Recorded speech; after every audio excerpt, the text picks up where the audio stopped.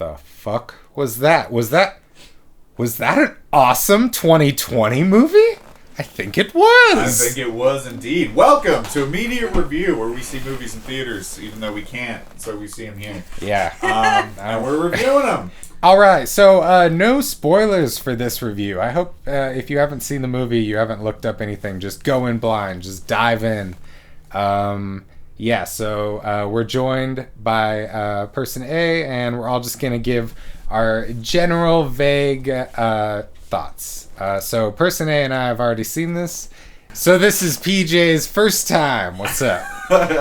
Okay, so this movie presents itself as a standard, just kind of just like comedy, I guess. It's just presented like, you know, this couple meets at this wedding. A rom-com. It's a rom-com. And yeah, exactly. And it takes this unexpected twist that I can't give you any context for. You just need to like experience it. But it's it takes the story in a completely different direction that explores a ton of like character dynamics and like dynamics of like science and stuff that are super cool. But it's just this movie is a excellent just character study about life, and I really liked that that it was constantly putting nihilism and apathy in your face and like pushing that as like this is the only way to survive. Like this is the only way to survive this. And how the choices that we make affect our everyday life, and how you know, some people have the luxury of being able to wake up in an idea that is blank, and or you know, that they don't have any connection to anything. And this is about you know, somebody not being able to escape that, and really the choices that you make every day to change your situation for the better. And you know, there's like so many aspects of this movie that are so deep. Like, you know, it explores. I mean, I honestly, I want to write it. So you want to get into it later, or so you love the movie? I love the movie. Like, yeah. So here, well, person A. Okay. Okay, and this is our spoiler-free... Spoiler-free thoughts. Person A. Okay, hold on. Gotta organize my thoughts into spoiler-free. Just like vague, generalized.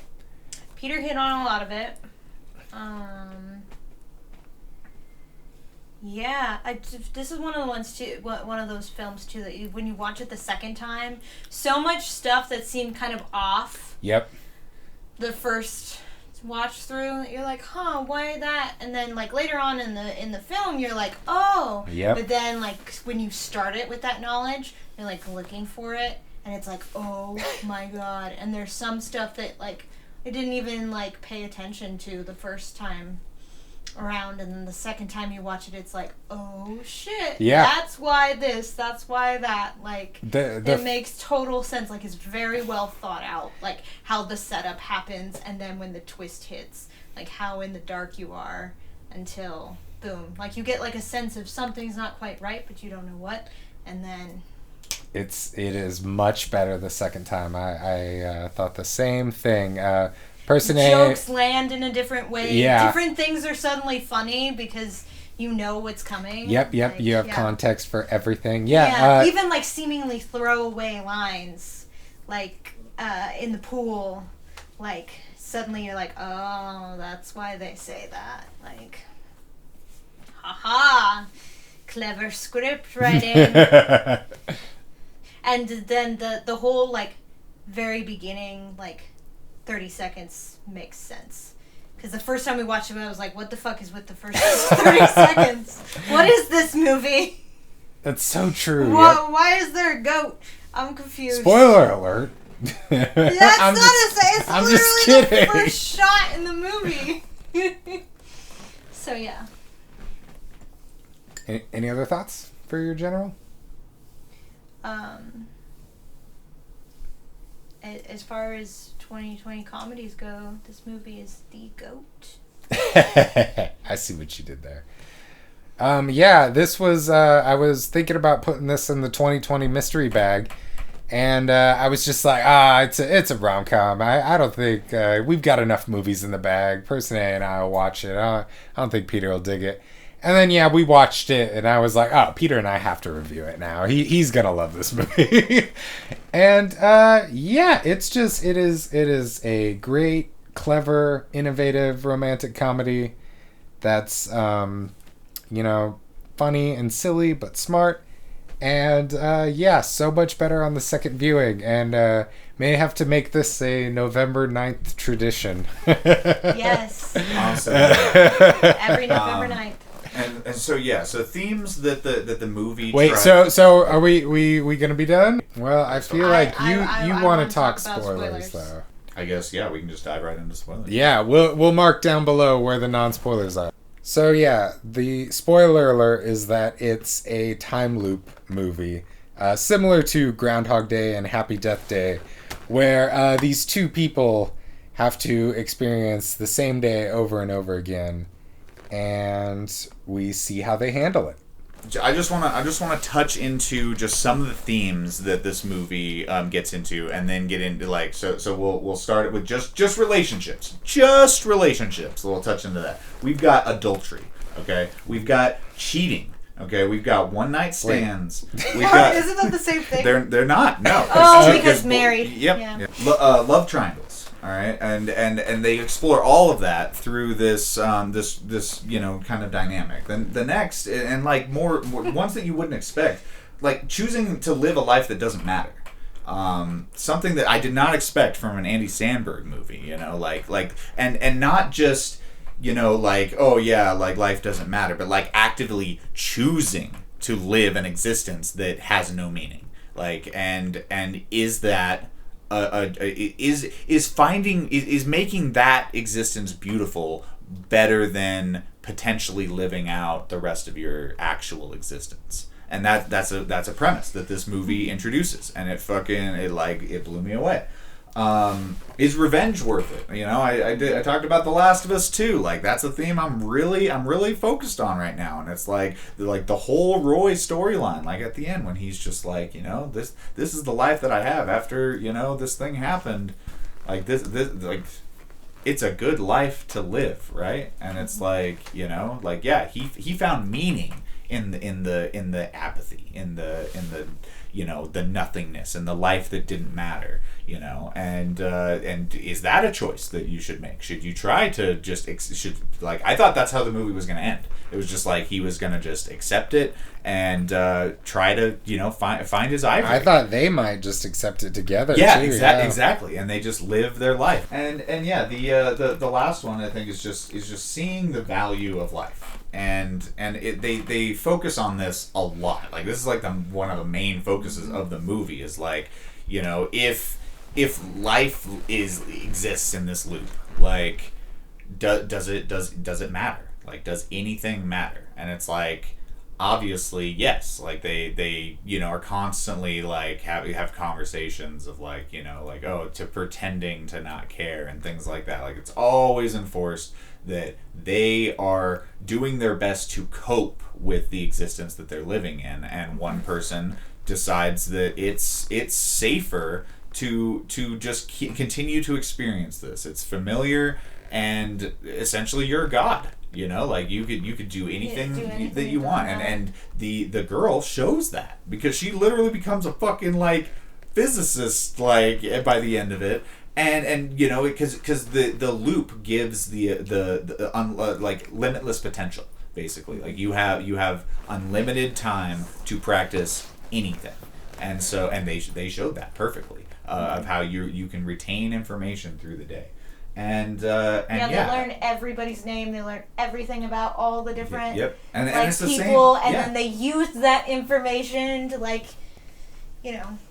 and stage scenarios or get what they need, and it shows the the premise of like a guy who is, you know, like I said, is able to wake up in the morning and be okay with his existence, even knowing that the girl that he's there with and could potentially he is have and he sex isn't. with. At the beginning of the movie, he's kind of... Oh, you can tell he's you bored. He's sad. Yeah, he's can not tell, happy with his life. He's just hollow. living an apathetic existence. But he's accepted that. Like, that he's not going to do anything to try to change that. And then we have another girl who is waking up every single morning with a reminder of like how big of a piece of shit she is, and has to live that for the rest of her life. And it's like, and she dips her toes into just like living life in this loop, but she can't, you know, it's like still when she actually Once she enjoyed an entire day and it wasn't an apathy filled mess, life hit her in the face, and it's like she had to remember who she was. Like that was what the conversation was like, do you remember like what happened before? And he's like, oh, that doesn't matter, the only thing that matters is the next bite of the candy bar. But it's like, you have to fucking unwrap that candy bar before you take a bite. And it's like, you know, her unwrapping is a fucking like a terrible betrayal that she did to a fucking family member that she loves. You know, and it's like, it's a fucking incredible story, man. I was waiting for that Act 3 drama, and man, they fucking gave it to me. I was like, this is way too like happy of an apathetic existence. You know what I mean? Like, the movie could end right now. This could be the end of the movie, third arc, right there. Like, they just learned to be happy in apathy, and that was it. But they didn't do that. They went even fucking further with it, and decided to bring quantum physics and fucking all sorts of crazy shit into it. Like, they did it the perfect amount. Like, they explained that she learned it, but they didn't explain how it's happening or the science behind it. It's a divergence in matter, you know, like, they didn't do any of that. Happens, she literally gives the bare bones exposition of, we are in a energy we folded space. And yeah, it's a brilliant film, and I didn't expect an Andy Samberg film to really delve this deep into the like complexities of humanity. Honestly, I think this movie is going to exist like beyond. This is going to be one of those like timeless films. I really hope. I hope so too. It's getting a lot of buzz. I've heard. That's why we watched it. It's just I've a lot of people talking about it. Yeah, and it was like, we better watch it before it gets spoiled. More people would be talking about it probably if it went to the theater. Well, I mean, okay, right now COVID. I guess we can't, but still, this, even if you know, the pandemic wasn't going on, this would still be going to Hulu, and so.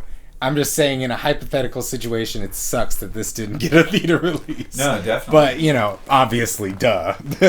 Yeah, it's just, Person Iron, what do you got to say about it? I've seen a lot of time loop movies. And Yep. And I've seen a lot of movies that have done time loops or paradoxes or whatever, really. And they all have some, like, kind of, either the rules don't make sense, there's holes in it that just like make absolutely no sense, like whatever to keep the plot going. But this one does a really good job of like addressing that. Yeah. And like actually feeling like, oh, this could theoretically be possible, like, sort of thing within the realm of quantum the fact that they bring in quantum physics, but they bring it in a not in a movie science, like they're gonna science is not like clock. I mean, they do just blow themselves up at the end. Yeah, like she said, she explains how the I know. I'm to, just like, kidding. propel themselves out in between. I'm just saying it's still, you know, I don't know if that'd work. Yeah, well. We don't know. No. As far as we know, nobody is currently stuck in a time loop. And if somebody is, like, the first day that they technically the if they were stuck in a time loop, know. The day that like the 1 second after that time loop, like technically the time loop would be over, because time continues for the rest of us. Onward. Yeah. Which they demonstrate in that the time continues moving forward for everybody. It's the whole multiverse thing, So, yeah. And they actually address that. It's funny that they address it kind of casually. Oh yeah, I've never thought about the multiverse before. But it raises a bunch of questions, but answers all the right ones. And it's just, especially with the ending, with Roy still being stuck in the time loop, and how he finds out about how they got out of the time loop, because she left him a voicemail that day, and then it's just like he goes there and they don't remember him, so they're clearly not the same people. Like, yeah. It's good shit. It's good shit. It's good shit. It handles all that so well, while also dealing with all those philosophical questions. Yeah. And it answers all the, like, movie questions you would have with the time loop, how they tried to, like, will dying get you out of it? Will a selfless act get you out of it? Do you have to, like, fall in love? Is there some grand thing you have to, like, what is it? No, it's just science. And then it's just, but they explore all those options, and that you see, like, through Sarah's experience, how she goes through, like, the stages of accepting. I really like the way they edit that too. Yeah. Like the way they decided to tell the story through non-linear editing is super cool. I like how we see both sides of their perspective at times. Yeah, when they're waking up because they wake up at different points in time, technically in the time loop, and in different areas of the house and all of that. But like, it's just there are so many like little nitpicky things that obviously the person writing the scripts thought about. The reason that it's so good is because it has this time loop premise, right? But that doesn't drive the plot. Mm-hmm. It's not just like, oh, we got to solve the time loop. We got to solve the time. Yeah, that's it is not the thing. Character driven. Yeah. With the time loop being like a catalyst to it. It's just the thing that is happening to them in this situation, but it's more about them and what they're doing, and not the focus isn't on the time loop. The focus is on them and how they're navigate the time loop. The script's tight too. It's not. They don't even try to like. Sarah is the only one that's like trying to address the time loop because of when she wakes up, and after a period of time when she starts to get, reach that point of, oh, maybe I can get to the same place where nothing else matters with Niles, then the reality of the fact that she's waking up in her sister's future husband's bed every morning sinks in, and that's her determination to just figure it out. And we don't even see that right away. Like, we see Andy Samberg deal with the loneliness of her suddenly not being there with him through the time loop and just, fucking around and doing whatever because it all reset. And then and I was actually hoping for a little bit more there. This is probably my only criticism of the movie, honestly, is like they have a conversation when they're talking about their pasts and whatnot, and he's he has this thing where he says just like where emotions and stuff like that we're fading, and that that they'll just fade just like the rest of them. And she asks, like, why? What do you mean by that? Like, what do you mean the rest of them? And see, I thought that he had brought like more people than just her into this time loop with him, and they had all been like, fuck you, and like left.